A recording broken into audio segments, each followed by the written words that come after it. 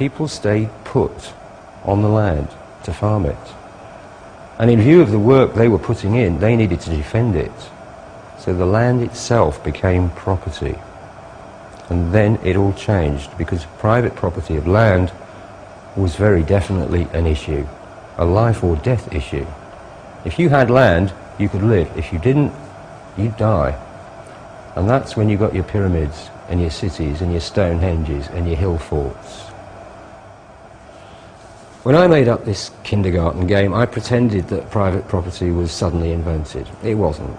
But it suddenly acquired an enormous significance 12,000 years ago that it didn't have before. The agricultural revolution was the beginning of a society that didn't just include the concept of private property, it was actually based on it, built on it, like pyramids are built on the earth. I also lied about all the property being given to one person. It wasn't. Not at first, anyway. So what happened there? The bottom line is, if 10 people start with 10p each, eventually one person will own £1 and 9 people will have nothing. That's how property society works. It's like the game of Monopoly. Eventually one person wins everything and everyone else has nothing. Property society may have been equal when it started off, but it didn't stay equal for very long, and it's never been equal since. Capitalism is a big version of the kindergarten game, but the stakes are a lot higher. Imagine playing Death Monopoly, where the rule was that every player who lost all their houses had to have a bullet in the head. You wouldn't play, would you? Capitalism is like a game of Monopoly with life or death outcomes. And we don't have any choice but to play.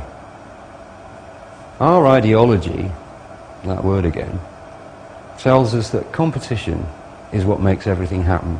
Well, competition is usually what games are about. And it can be lots of fun when it's a game. Cooperative games aren't usually that exciting. But we're talking about amusement, not life and death. Forcing people to play a competitive game where most of the rules are rigged to begin with and the outcomes can be fatal is not funny. It's pretty sick. We think competition runs the world, but all it does is keep us running, often for sheer terror.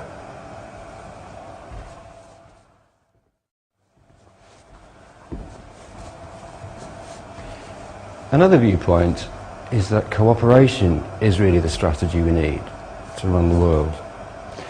Our ideology says no. But we have to cooperate over the rules, even to play the game of capitalism. We have to agree, cooperatively, to compete. So cooperation is not foreign to us, it's basic to us, even in capitalism.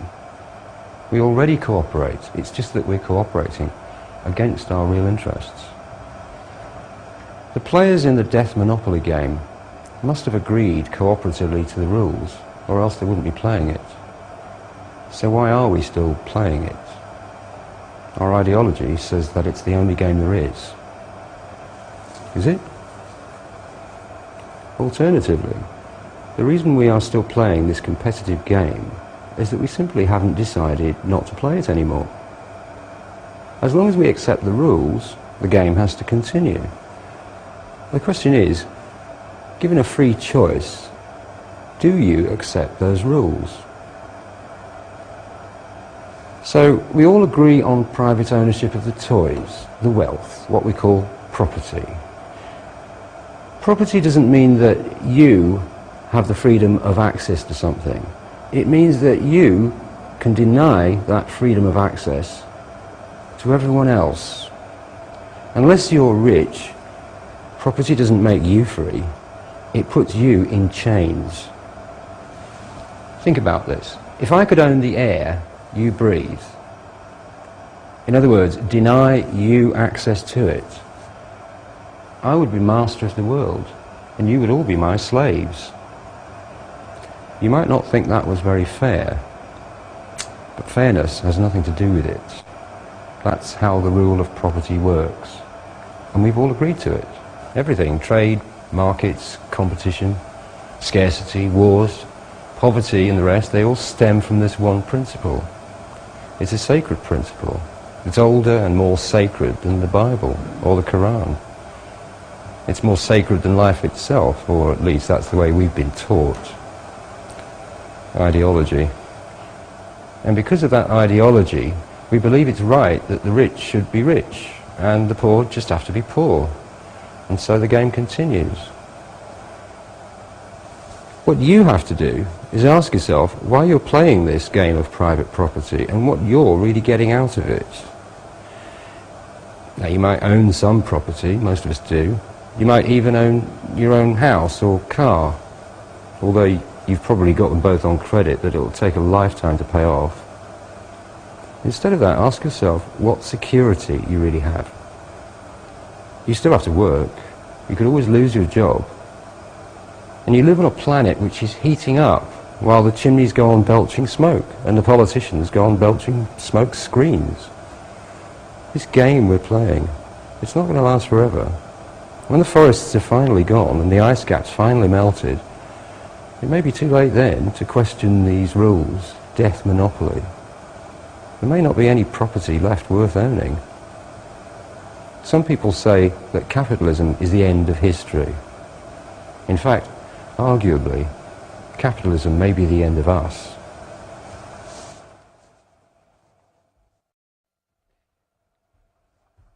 So is there an alternative then?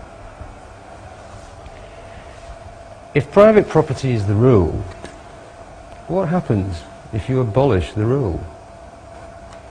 Capitalism is built on private property.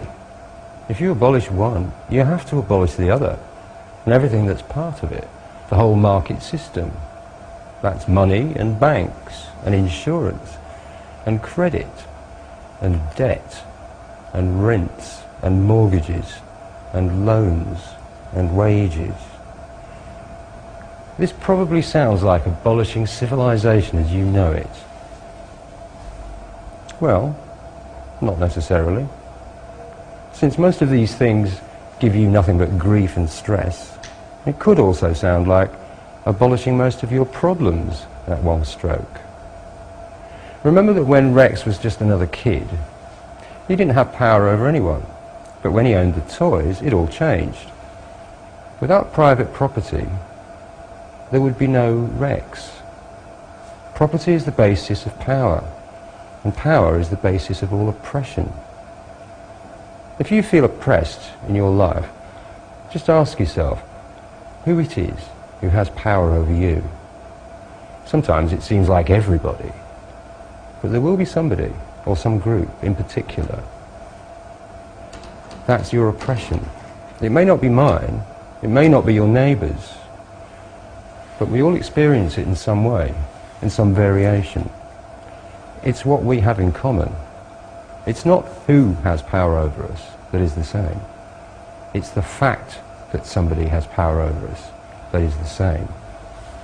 Without property, there are no hierarchies, no rulers, no bosses, no leaders, no government elites, no you do what I tell you or else, no second-class citizens.